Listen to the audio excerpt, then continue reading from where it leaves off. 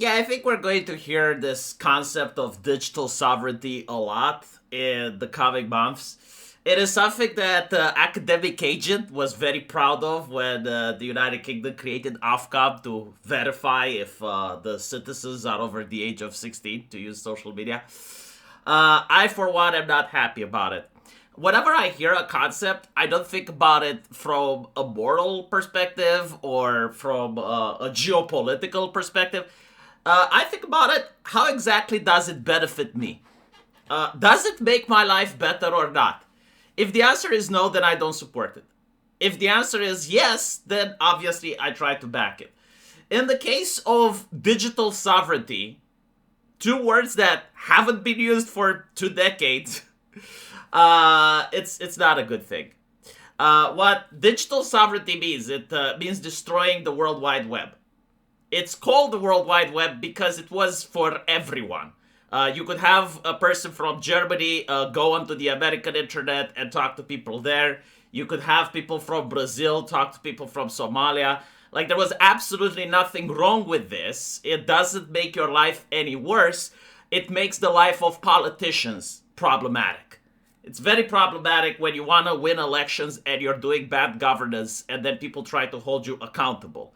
If you're trying to push for censorship, if the only way your ideology can survive is if critics get cracked down, then yes, the World Wide Web is problematic. And in the past, it was authoritarian nations like China that decided to create the Great Firewall of China to protect themselves from the evil Westerners.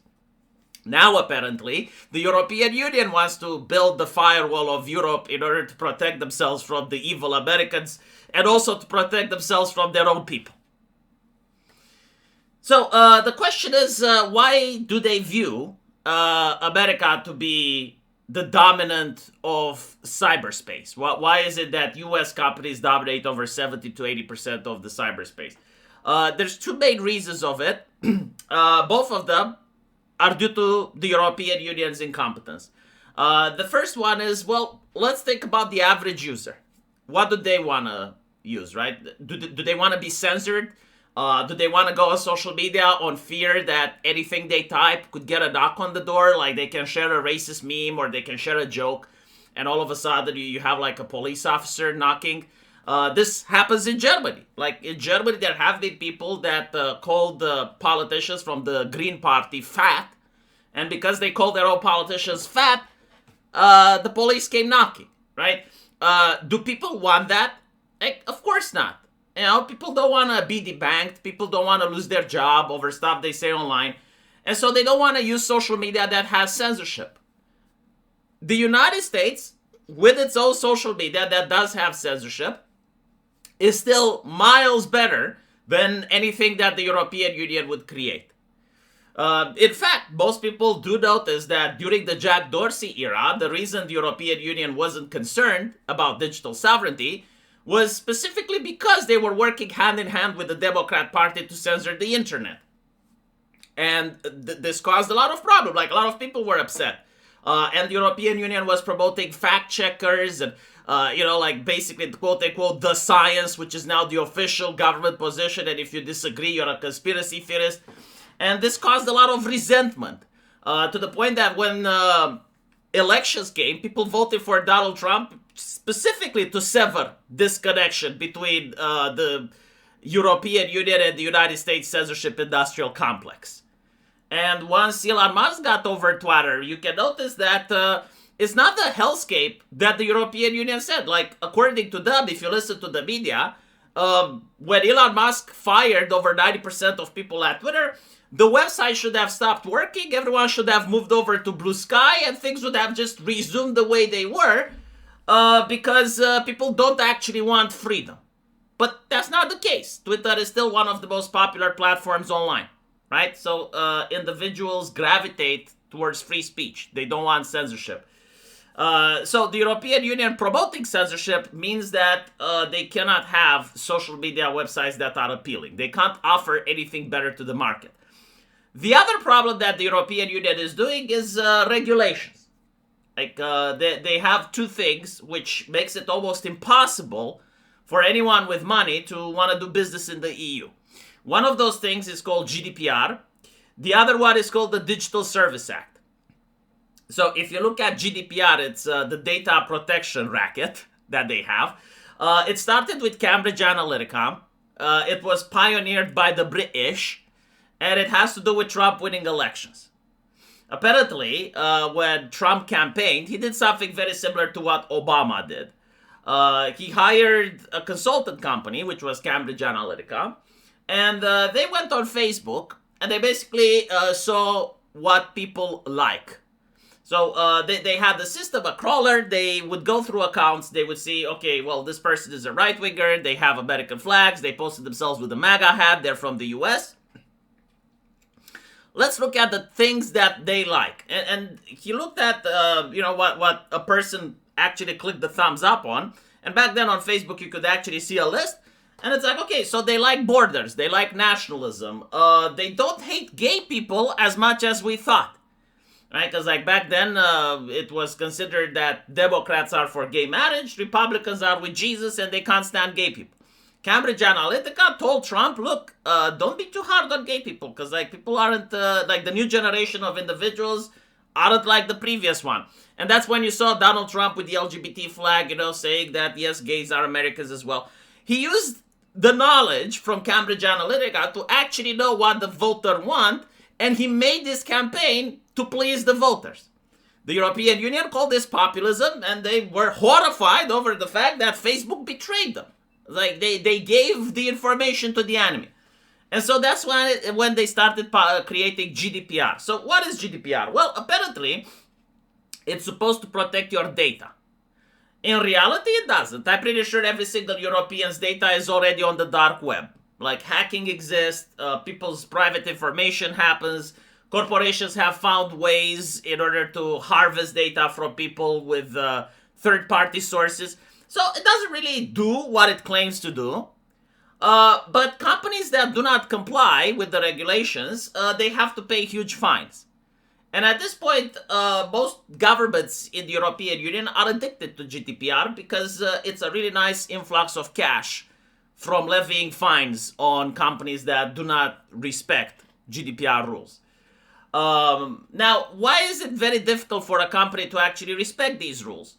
Well, it's difficult because if a single person wants their data to be deleted, like let's say you're the owner of Kiwi Farms, and hypothetically you would have your business in the European Union, and I would just go there and I would say, they have my data, my information on the website, I want it taken down. They would have a team of people that would have to go on the website and search for every single instance where I posted there, and they would be obligated by law to delete it, otherwise they get fined. Now, that is easy to do if you have a small website with a couple of users. But if you're a website the size of Bishop, which is not very large by comparison to others, but it's still large enough, imagine if you get like thousands or tens of thousands of people wanting their data removed.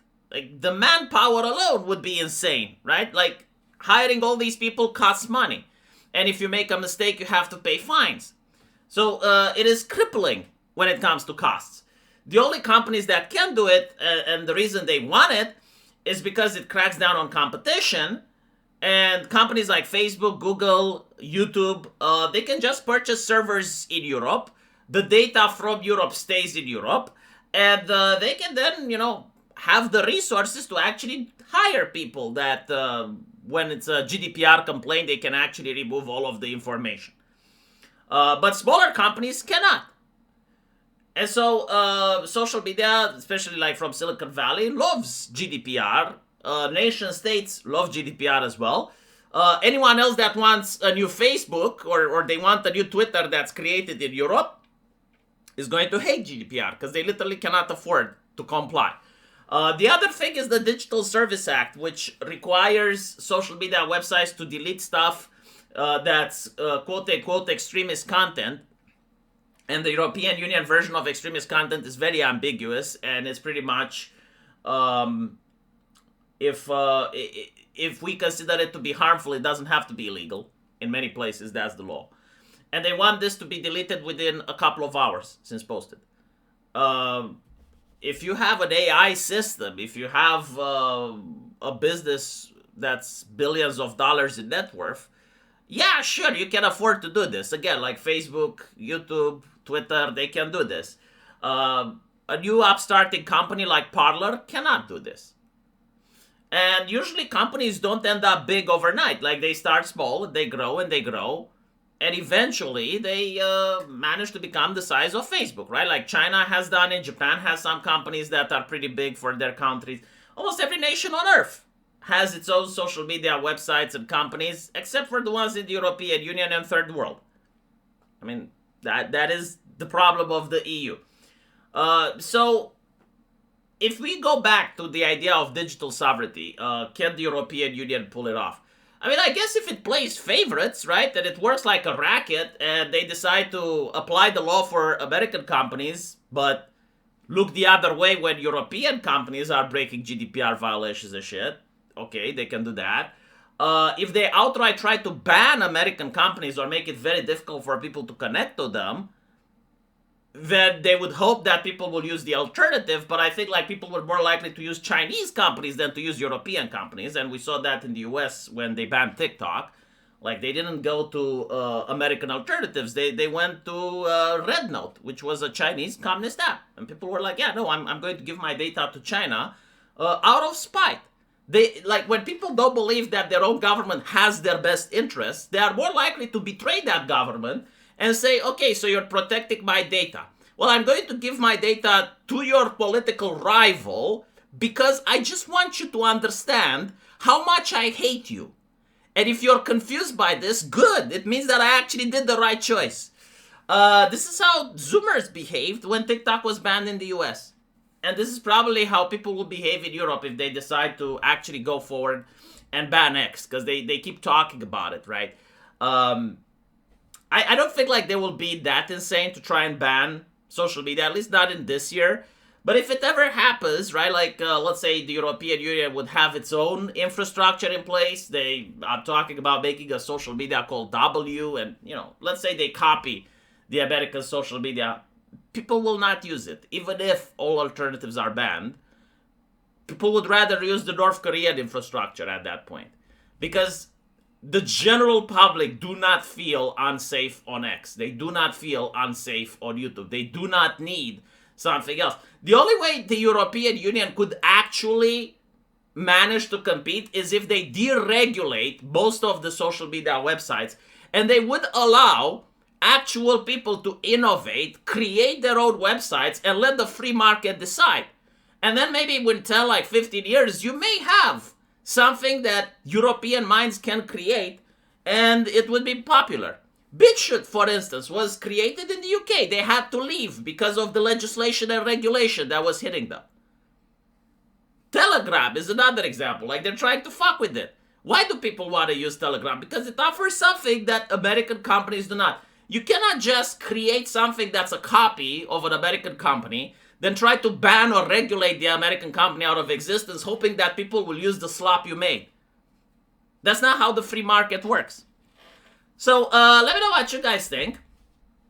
And as usual, I will see you in the comment section. Take care.